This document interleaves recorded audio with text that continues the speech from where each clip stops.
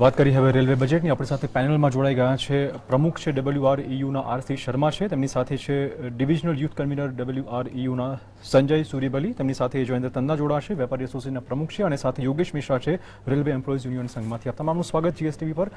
જયેન્દ્રભાઈ, સૌથી પહેલાં રિએક્શન્સ આપને જાણવા માંગીશ કે વેપારી વર્ગને અથવા ઉદ્યોગ વર્ગને જે અપેક્ષા હતી એ સંતોષાય છે ખરી? આમ જુઓ તો રેલવે બજેટ એ એક મુખ્ય બજેટ ગણી શકાય આપણે માટે. જી. અને એમાં હવે ધીમે ધીમે લોકોની અપેક્ષાઓ વેપાર ઉદ્યોગની તો ધીમે ધીમે ઘટી ગઈ છે, કારણ કે પરિવહન માટે રેલવેનું જે પહેલાં મહત્ત્વ હતું એ નથી. કોઈ પણ રીતે ગુડ્સના પરિવહન માટે સ્પેશિયલ પ્રોજેક્ટ હોય દૂર દૂરની કે જ્યાં રેલવે લાઇન જાય અને ત્યાંથી લઈ આવે એવું નથી થતું, કારણ કે એમને મોટાભાગે તો હવે ટ્રક ટ્રાન્સપોર્ટના હિસાબે જ થાય છે. રેલવે જે બલ્ક ક્વોન્ટિટીમાં માલ માગે છે, જે વેગન લોડ માગે છે, એ વેગન લોડમાં પાર્સલ સિસ્ટમ હોય તો એવા કોન્ટ્રાક્ટર જ કરે છે. એટલે જે એ ધંધામાં જે એમની સાથે સંકળાયેલા છે. રેલવેના બજેટમાં ખરેખર તો ભાડાની સુવિધા અને યાત્રિકોની સુવિધા ઉપર જ સામાન્ય વેપાર ઉદ્યોગનું રસ હોય છે. અમુક મોટા મોટા ઉદ્યોગ હોય તો એમને ત્યાં પોતાના રેલવે યાર્ડ હોય છે. મૂળ આવક રેલવેની લગભગ ઉદ્યોગો જ પૂરી પાડે છે. આવક નૂર ભાડાની જે આવક, નૂર ભાડાની આવક એમાંથી થાય ને. એ ઉદ્યોગ બલ્કમાં અને એગ્રીકલ્ચર છે, કોલ છે, જે બલ્ક બીજો કોઈ છૂટકો નથી, ક્યાંય નથી અનુકૂળતા, એવા પીસ મિલ માટે તો ટ્રાન્સપોર્ટ ઉદ્યોગ અને રેલવેના કે રોડ રસ્તા એટલા સરસ થઈ ગયા છે અને એટલા નજીક આવી ગયા. રેલવે સ્ટેશનનું યાર્ડ ક્યાં ને ક્યાં દૂર હોય. આ તો નાના નાના હાઈવેની નજીકમાં જ જ્યાં સેન્ટર હોય, ધારો કે આપણે ત્યાં સરખેજ છે કે નારોલ છે, ત્યાં જ ગોડાઉન હોય, ત્યાંથી જ સિટીમાં આવવાના હોય. એટલે છૂટક વેપારીઓને એ બધાને હવે રેલવેના પેલા પરિવહન માટે એટલીસ્ટ ગુડ્સ માટે બહુ જરૂર. પણ હા, એ લોકોને સ્પેશિયલી આવક જાવક માટે અને કન્વેન્સ માટેની જે વાત છે એમાં એ લોકોનો ઇન્ટરેસ્ટ છે ને. એટલે ઇન્ટરેસ્ટ એ જ હોય કે સુવિધા વધે, કારણ કે એમની પાસે અત્યારે બીજી કોઈ વિકલ્પ એવો નથી સસ્તો સારો. અને ખાસ કરીને જે નીચલા સ્તરના લોકો છે, જે ઉદ્યોગોમાં કામ કરે છે, એમને માટે આ વાત બહુ જ મહત્ત્વની છે. કે બિહારથી આવતા હોય, ઓરિસ્સાથી મજૂરો આવતા હોય, યુપીથી આવતા હોય, અથવા એક ગામથી બીજે ગામ જે નોકરી માટે ડે ટુ ડેનું અપડાઉન કરી રહ્યા છે. હવે તો અમદાવાદથી સુરત અને સુરત અમદાવાદ વચ્ચે પણ મુંબઈની જેમ લોકો આવજા કરે. આ બધા માટે રેલવેની સુવિધા મહત્ત્વની જરૂર છે. એનો ભાડાની વાત પણ હવે થોડી ઘણી ગૌણ થઈ ગઈ છે લોકોની. સુવિધાની વાત વધી ગઈ છે. જ્યારે અત્યારે ગ્લોબલાઇઝેશનના જમાનામાં આટલા પગારો વધી ગયા છે, આટલી બેન્કો, ફાઇનાન્શિયલ સર્વિસીસ, બીજી બધી રીતની સુવિધાઓ છે. પરંતુ નાના માણસોને માટે રેલવેની, હવે ગ્રામ્ય વિસ્તારમાં તો રેલવે પોતે પોતાની રીતે એક નક્કી જ કરી લીધું છે કે અમારે આ સેવાઓ વધારવી નથી, અને ધીમે ધીમે એને રૂંધી નાખે છે. લાયબલ લગભગ નહીં હોય કે લાયબલ ન હોય તો વાત જુદી. રેલવે જ્યારે જરૂરથી અંગ્રેજોના જમાનામાં જે જગ્યાએ રેલવે પહોંચી છે એ જગ્યાએ આપણે પહોંચતા નથી, અને જ્યાં પહોંચેલી હતી એને પણ ધીમે ધીમે કટ કરવા માંગે છે. એટલે હવે સોશિયલ સર્વિસના નામે રેલવેને જે વડાપ્રધાન વિચારી રહ્યા છે નરેન્દ્ર મોદી, કે મારે આને આખા ગુજરાત ભારતને જોડતી એક ધોરી નસ બનાવી છે, આનો ઉપયોગ કરવો છે, એ પ્રકારના આયોજન માટેનું આ હજી બીજું વર્ષ જ છે એમનું. એટલે આના રિઝલ્ટ, આમાં હું પ્રોઝ એન્ડ કોન્સ કશું જ જોતો નથી. આ એક સ્થિર, સિમ્પલ, સીધું સાધું બજેટ છે. જે ગાય વજાઈને વગાડવા આવે છે એવું કોઈ બજેટ નથી. પણ આના હા બેઝ મજબૂત કરી રહ્યા છે. સુરેશ પ્રભુની એકેડેમિક સ્ટાઇલ છે, એટલે પોતાની રીતે આવતા 2-3 વર્ષમાં આના ચોક્કસપણે સારા જોવા મળશે ચિહ્નો અને વાત થશે. એ આપણે ચોક્કસ વિચારી શકીએ. સુવિધાઓ પર ધ્યાન આપ્યું છે, નવી રેલવેમાં પણ કરી છે, અને પોપ્યુલિસ્ટ પગલાની રીતે જાહેરાત નથી કરી કે આ વર્ષમાં 50 નવી રેલવે યોજના કરશું, અમદાવાદથી પટણા ને અમદાવાદથી કલકત્તા કે અમદાવાદથી ચેન્નાઈ, એવી જાહેરાતથી દૂર રહ્યા છે. એ એક સારી વાત છે કે આ પોપ્યુલિસ્ટ નથી. એમણે જે હતું એ કોરું પારદર્શક જ બજેટ આપ્યું છે કે ભાઈ હું આટલું કરી શકીશ ને આટલું જ કરવાનો છું, તમે મને જે ગણતા हो ને મારી જે व्यवस्था विचार गुड थिंग. इसमें सोशल सर्विस की एक बात करना चाह रहा हूँ जो आपने बताई, रेलवे सोशल सर्विस. इसमें आपको याद दिला देता हूँ कि एक बार ममता बनर्जी और एक बार नीतीश कुमार जब रेल मंत्री थे तो उन्होंने पार्लियामेंट के अंदर एक वाइट पेपर प्रस्तुत किया था, और नीतीश कुमार ने तो वाइट पेपर में स्पष्ट रूप से ये पार्लियामेंट के सामने प्रश्न रखा था कि भाई भारत की सरकार को, पार्लियामेंट को डिसाइड करना है कि रेलवे सोशल सर्विस है या कॉमर्शियल ऑर्गेनाइजेशन है. अगर कॉमर्शियल ऑर्गेनाइजेशन है तो इसको पूरा का पूरा ऑटोनमस बॉडी बनाना चाहिए, और अगर ये सोशल सर्विस है तो इसको सेंट्रल बजट सपोर्ट होना चाहिए. और ये बात आज तक भी तय नहीं हो पाई है कि ये रेलवे है क्या, ये सोशल सर्विसेज है. 2 साल से तो रेलवे की बजटरी सपोर्ट अभी मेन फाइनेंस 2 साल से मिल रहा है. 2 साल से मिल रहा है, इसलिए नरेंद्र मोदी सोशल सर्विस, इसलिए इसमें बताना चाहता हूँ आपको कि आज 13.1 लाख इसके कर्मचारी हैं. उसके अंदर रेलवे का बजट अलग होने की वजह से आज 13 लाख कर्मचारी और 18 लाख पेंशनर्स का जो खर्चा है रेलवे को खुद को उठाना है, जबकि दूसरे केंद्रीय विभाग के कर्मचारियों के पेंशन का खर्चा केंद्रीय बजट में प्रावधान किया जाता है, लेकिन रेलवे के पेंशनर्स का केंद्रीय बजट में कोई प्रावधान नहीं है. तो 13 लाख और 18 लाख का पेंशनर्स का ये खर्चा रेलवे को उठाना है, बजटरी सपोर्ट जो है इंफ्रास्ट्रक्चर डेवलपमेंट के लिए इस सरकार ने देना चालू किया 2 वर्षों से, ये बहुत अच्छी बात है। ये हमारे यूनियन की तरफ से बहुत पुरानी डिमांड भी थी, लेकिन आज भी हमारी ये डिमांड है कि जो पेंशनर्स 18 लाख हैं, कम से कम दूसरी मिनिस्ट्री की तरीके से इनका खर्चा सेंट्रल गवर्नमेंट उठाए तो कुछ रेलवे की आर्थिक स्थिति मजबूत हो सकती है। જી યોગેશભાઈ, ખાસ મોંઘવારીનો મુદ્દો વાત કરીએ તો નૂર ભાડા અને મુસાફરી ભાડું આ બંને થોડા થોડા જો ટચ થયા હોત બજેટમાં, કેમ કે જે રીતે ક્રૂડના ભાવ ઘટી રહ્યા છે એ રીતે મુસાફરી જો સસ્તી થઈ હોત તો મોંઘવારીના મુદ્દે કશુંક થઈ શકત. હા, ઘણી બધી અપેક્ષાઓ લોકોની હતી, કેમ કે રેલવેથી જ જે છે તમામ જીવન જરૂરિયાત વસ્તુઓનું પરિવહન થાય છે. અને જ્યારે માલભાડું ક્રૂડ ઓઇલનું ભાવ વધ્યું હતું, માલભાડું વધારવામાં આવ્યું હતું 6.5% જૂન 2014માં, એ વખતે મોંઘવારી ખૂબ ઊંચું ગયું અને એને નીચું લાવવા માટે જે છે નોર ભાડું ઘટાડવાની જરૂરિયાત હતી, પણ નોર ભાડું પણ ઘટાડવામાં આવ્યું નહીં. અને યાત્રી પેસેન્જરની જે છે ક્રૂડ ઓઇલના રેટ ડાઉન થવાથી જે ફેક કમિટીની જે યોજનાઓ હતી એ યોજના અંતર્ગત સમિતિની બેઠક બોલાવવામાં આવ્યું નહીં અને એના આધારે નિર્ણયો લઈને અને જે રેલ યાત્રીનું પેસેન્જર્સનું જે ફેર ઘટાડવાની બાબત હતી એ પણ કરવામાં આવ્યું નહીં.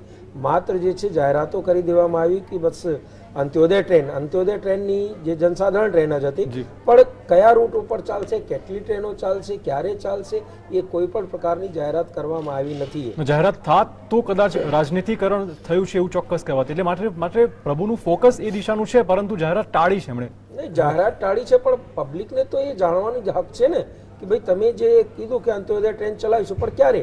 ગયા વખતે પણ તમે કીધું હતું કે વિકલ્પ ટ્રેન અમે ચલાવીશું, કેટલા ટ્રેન ચલાયા તમે?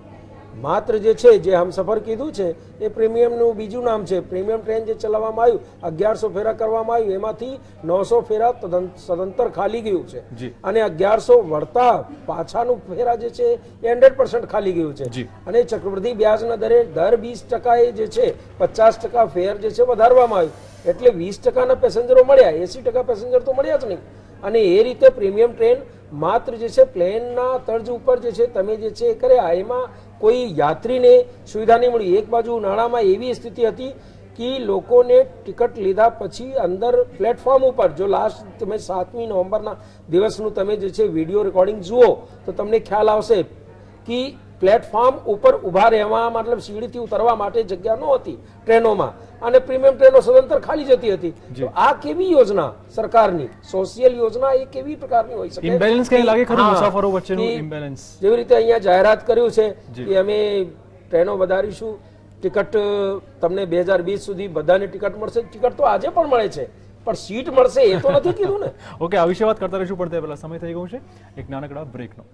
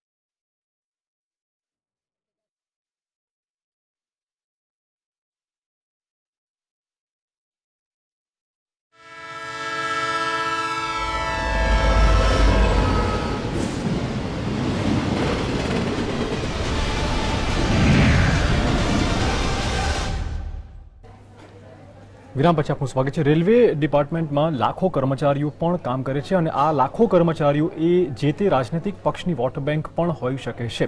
સંજયભાઈ, એમ્પ્લોઈઝ યુનિયન રીતે જોવા જઈએ તો ક્યાંય એમ્પ્લોઈઝના જે પ્રશ્નો છે એ પડઘા ખરા? एम्प्लॉयज़ प्रश्नों विषय तो कोई विचारातुं ज नहीं. अभी आप देख रहे हो बजट में पैसेंजर्स से को लेके सभी कुछ बातें होती है. हमारे मंत्री साहब पैसेंजर के लिए ये करना है वो करना है, लेकिन एम्प्लॉय का क्या?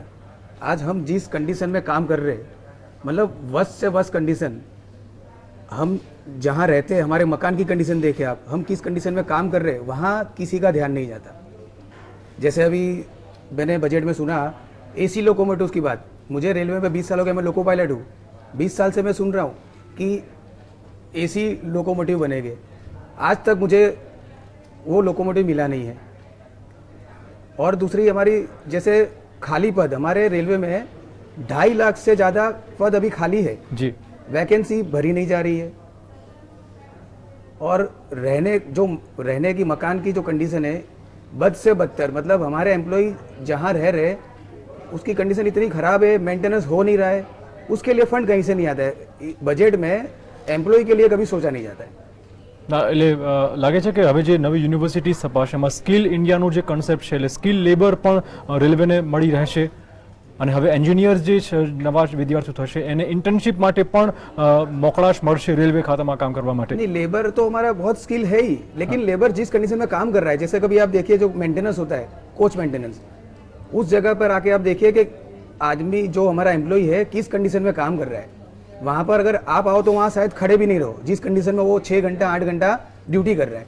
જી જયંતભાઈ, જે રીતે ઓલ ઓવર વાત કરવા જઈએ તો કેન્દ્રની જે યોજનાઓ છે એમાં સ્કિલ ઇન્ડિયા છે, ડિજિટલ ઇન્ડિયા છે અને મેક ઇન ઇન્ડિયા છે, લગભગ આની ફાળવણી પણ ક્યાંક ને ક્યાંક થોડી ઘણી ચોક્કસ લાગી શકે રેલવે બજેટમાં. ઘણી બધી, ખૂબ જ. તમે આપ જુઓ તો આ ત્રણેય યોજનાને ભેગા કરીને કોઈને કોઈ રીતે નરેન્દ્રભાઈને રાજી કરવાનો પ્રયત્ન હતો. એની સામે યાત્રિકોની સુવિધા માટે ટેકનોલોજીનો લાભ લેવો એના જેવી સરળ ને સીધી સાદી વાત એકો પણ નથી. કારણ કે ટેકનોલોજી એટલે ટ્રાન્સપરન્સી આવશે.